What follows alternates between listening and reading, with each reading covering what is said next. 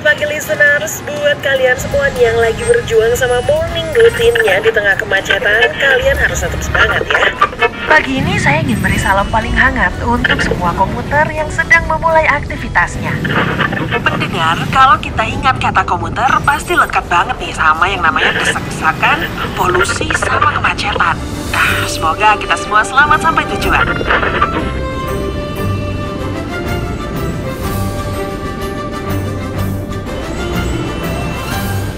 Sekarang sudah menunjukkan angka 88 juta pergerakan orang per hari.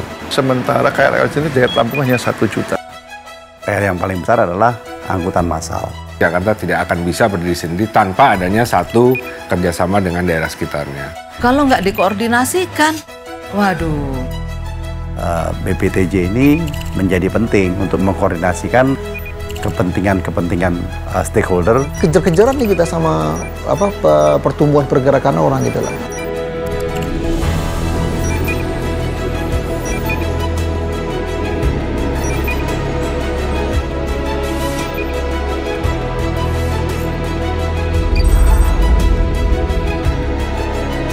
Kenapa BPTJ dirasakan perlu? Yang pertama memang kita lihat bahwa pada saat awal mulai tumbuhnya kota DKI ini memang masih pergerakan orang didominasi di dalam wilayah kota Jakarta. Tetapi semakin hari, tahun semakin bertambah, apa yang terjadi? Bahwa peledakan penduduk semakin menyebar ya. Bahkan tidak hanya di kota Jakarta saja, tapi juga sudah ada di beberapa daerah penunjang. Dulu Bappenas menginisiasi menyusun master plan transportasi DKI ya, untuk DKI. Tapi pada saat menyusun master plan ternyata tidak bisa hanya bicara Pemprov DKI, tetapi juga bicara kota-kota atau daerah-daerah penunjang di sekitar Jakarta. Sehingga waktu itu diputuskanlah Jabodetabek. Nah, tapi akhirnya ujung-ujungnya saya pikir ini nggak boleh nggak nih. Ya karena kalau nggak ada yang meliding di Jabodetabek ini, dia ada yang meliding aja sekarang masih begini kan, apalagi nggak ada. Nah, jadi dari situ kita diskusi, Pak Jokowi setuju dia bangun BPTJ.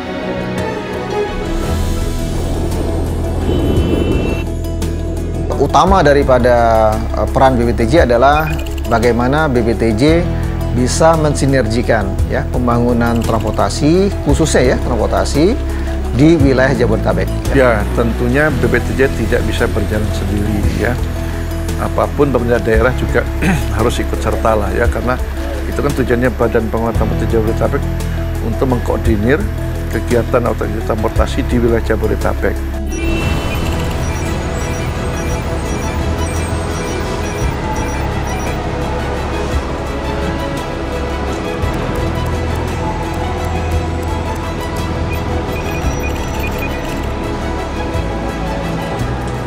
Kita lihat KPI-nya, Key Performance Indicators-nya RITJ sampai tahun 2029.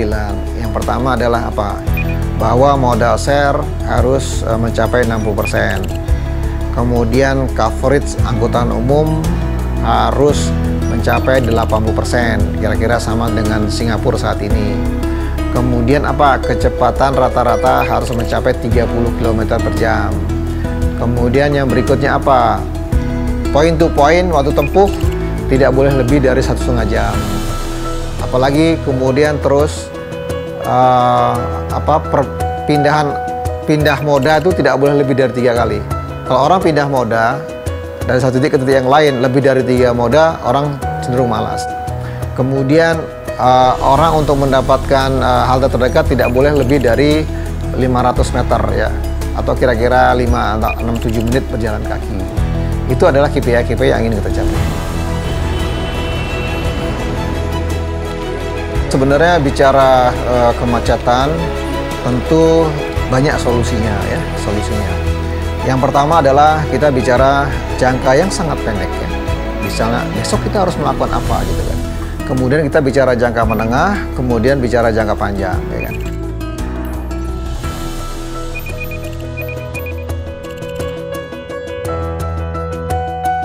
bicara kebijakan terhadap pengaturan barang logistik. Sharing atau penyebab kemacetan tidak hanya perjalanan orang, perjalanan logistik juga menjadi salah satu penyebabnya. Nah, oleh karena itu kita juga melakukan shifting, ya, shifting angkutan barang atau logistik dari road bis ke moda yang lainnya. Kita ingin bahwa perjalanan truk dari kawasan industri ke pelabuhan atau Tanjung Priok itu memang benar-benar efisien. Apa maksudnya efisien? Efisien artinya adalah bahwa truk yang dari kawasan industri ke pelabuhan Tanjung Priok itu memang dia benar-benar membawa barang ekspor. Kemudian truk yang kembali dari Tanjung Priok atau pelabuhan ke kawasan industri, dia membawa barang-barang impor.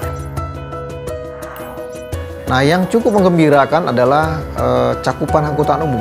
Sekarang kita sudah 62%. Di akhir 2029 itu kita pinginnya 80%.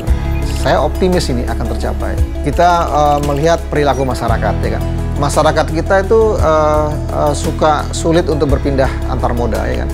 Mereka lebih senang point to point. Nah, oleh karena itu BPTJ membuat produk angkutan umum atau bus yang disebut dengan namanya Jabodetabek Residential Connection. Kemudian juga kita punya produk lagi namanya Jabodetabek Airport Connection.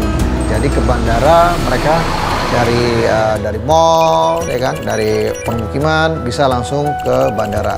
Itu kita siapkan. Tapi juga disiapkan yang reguler, ya, Trans Jabodetabek reguler, ya kan. Artinya yang menengah ke bawah itu kita siapkan. Bahkan tidak hanya bus, kita nanti sebentar lagi sudah bergerak kepada rail base. Kita pernah salah, pernah semuanya berbasis jalan gitu ya, sehingga kita agak meminggirkan potensi-potensi yang sudah ada gitu ya di bidang moda transportasi yang berbasis rel yang memiliki kapasitas yang tinggi.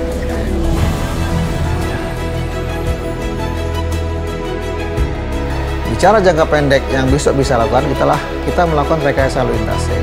Nah, kebijakan yang mungkin yang menjadi teritori kami dalam hal ini Kementerian Perhubungan adalah misalnya kebijakan ganjil genap, ya kan. Sebenarnya banyak kebijakan lain, tapi yang bisa cepat itu kan hanya ganjil genap, ya kan. Jadi kalau bicara masalah sistem ganjil genap di Tol Bekasi, persisnya di pintu tol. Kenapa dilakukan? Karena memang kita ingin mengurai kemacetan di jalan tol. Makanya kalau kita lihat ganjil genap di pintu tol, itu hanya dilakukan di pagi hari saja. Kebijakan ini mampu mengurangi kemacetan hingga 25%, menurunkan polusi udara dan meningkatkan penggunaan transportasi umum. Kebijakan ini akan diperpanjang hingga gelaran Asian Para Games 16 Oktober mendatang. Kondisi lalu lintas selama Asian Games kemarin itu terasa sekali berbeda, di mana kalau kita lihat data-datanya ya, masa tempuh itu menurun, kecepatan juga meningkat. Mengenai Asian Games, waktu itu kami diberi challenge ya. Apa tantangannya adalah bahwa menurut panitia penyelenggara bahwa transportasi atau waktu tempuh dari Wisma Atlet sampai kepada tempat-tempat pertandingan itu diberi KPI, Key Performance Indicators. Apa KPI-nya? KPI adalah batas waktu. Tidak boleh lebih dari 30 menit. BPTJ terinspirasi penerapan ganjil genap di pintu tol. Ya. Dan ini menjadi inspirasi kita semua, termasuk Pemprov DKI. Ya kan?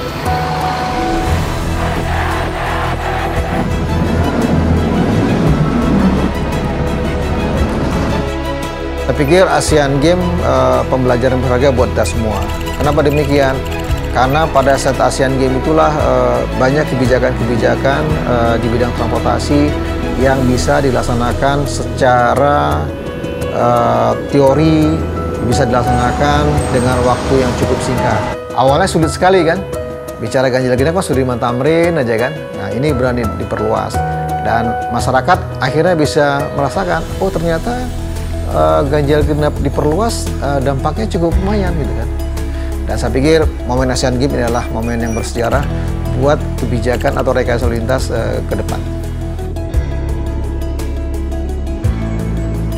Kemudian habis itu apa? Kebijakan yang jangka menengah. yang sifatnya lebih pada permanen, yang sifatnya lebih berkeadilan, yaitu namanya electronic road pricing, ya kan. Kenapa ERP dianggap lebih berkeadilan? Karena memang kalau kebijakan sebelumnya kan banyak kelemahannya, ya. Nah, seperti itulah. Oleh karena itu, ERP adalah kebijakan yang lebih advance, ya kan. Maka saya katakan bahwa ganjil genap itu nggak bisa tahan lama, ya kan.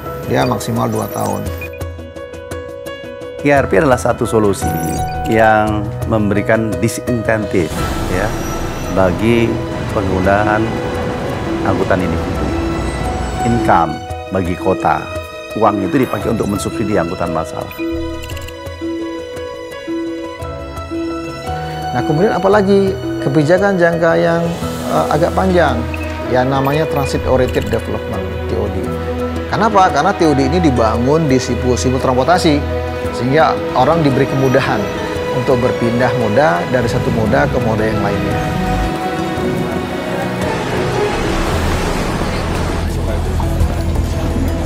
Jadi kalau kita lihat bahwa kalaulah nanti MRT jadi tahap 2, MRT Utara Selatan ya, kemudian MRT Barat Timur jadi, kemudian Transjakarta beroperasi optimal, kemudian komuter lain bisa meningkat dari 1,2 juta menjadi 2 juta. Kita baru bisa mengangkut penumpang sekitar 8 juta, 7-8 juta ya. Pergerakannya 80 juta, gapnya masih cukup besar. Kita harus lebih membangun masif lagi ya kan.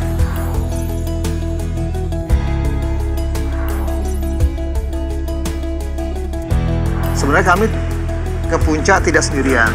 Sama, puncak juga kita bicara daya dukung. Ya. Maka itu kita menyongsong nama tagline Save Puncak. Puncak harus diselamatkan kembali, ya kan?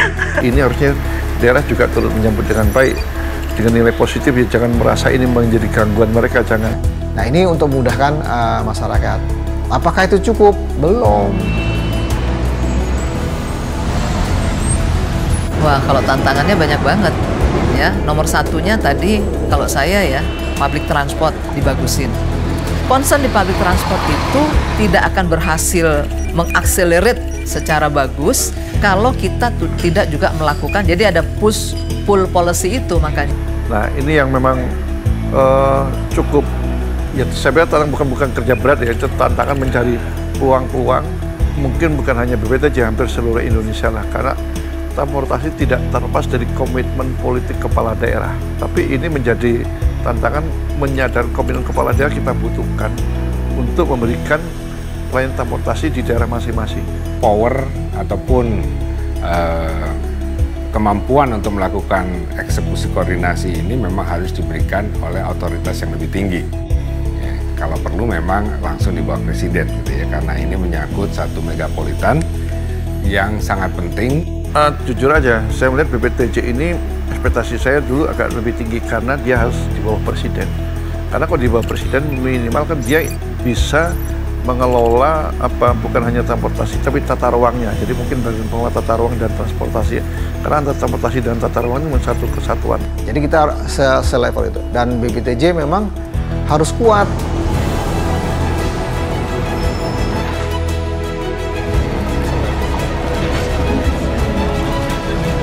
Kalau ditanya sistem transportasi yang ideal gimana? Yang pertama efisien, yang kedua green, yang ketiga smart, yang keempat inklusif.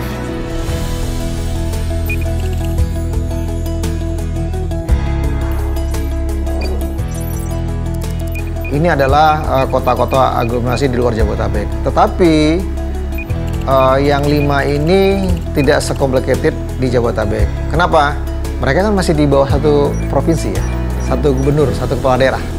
Tapi kalau Jabodetabek ketiga. Jadi mostly Jabodetabek lebih complicated. Once kita sukses menerapkan kebijakan di Jabodetabek, pasti akan sukses di kota-kota aglomerasi yang lainnya. Justru saya berharap ini dengan pola BPTJ ini nanti bisa menginspirasi untuk daerah-daerah lain. Dan itu memang ada kemungkinan itu, minimal nanti ibu kota negara baru.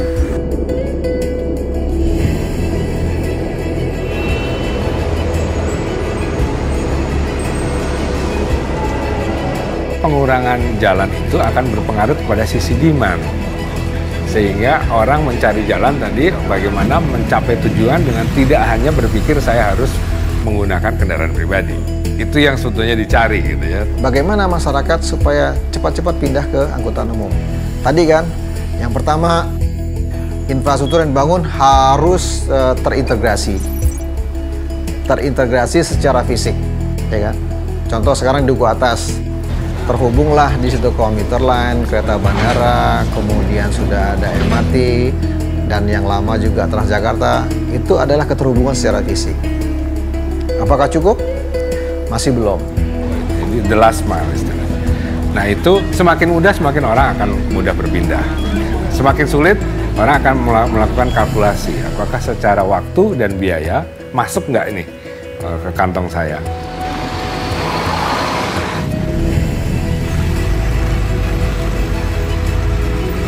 Tidak mungkin orang yang malas berjalan kaki naik angkutan umum, nggak mungkin, kan? Almost impossible, ya kan? Oleh karena itu kita melakukan campaign jalan hijau. Artinya apa? Supaya masyarakat terbiasa berjalan kaki sehingga dia nanti otomatis berpindah ke angkutan umum.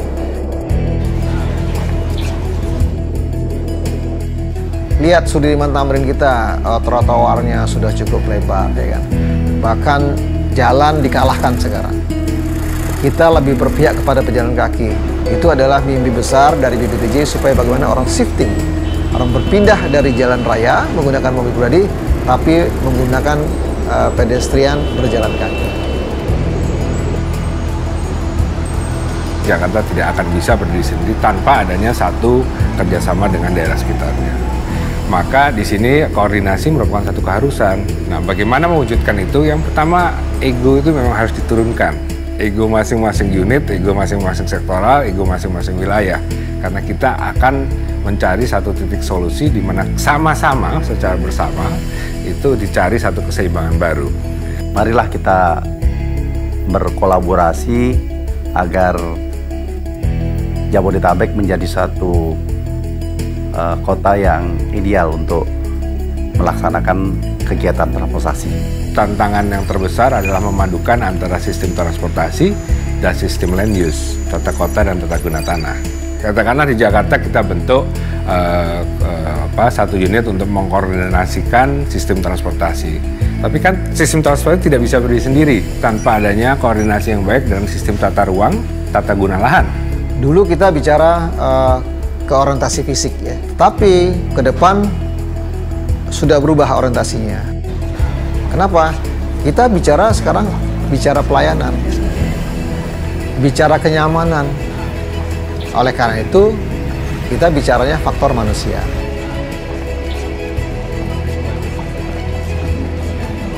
Kalau di negara maju, sekarang ada beberapa pengembangan baru di mana on demand itu bisa dilakukan lewat cellphone, real time. Sehingga mobilitas dari misalnya jumlah bis, di titik mana, berapa banyak, segala macam itu bisa dilakukan secara lebih efisien dan efektif. Kita bangun jalan itu buat pergerakan manusia, bukan pergerakan kendaraan.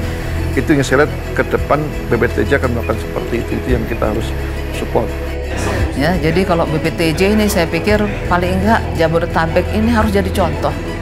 Ya, harus jadi contoh karena kapasitasnya kuat. Ya, kapasitasnya besar. Kecuali kalau nggak ada kapasitas, kita bisa lemes, ya. Saya kira kita harus mempunyai tekad untuk membenahi, ya. Karena bagaimanapun juga kota itu harus menjadi tempat di mana layanan kepada warganya itu ke arah yang lebih baik.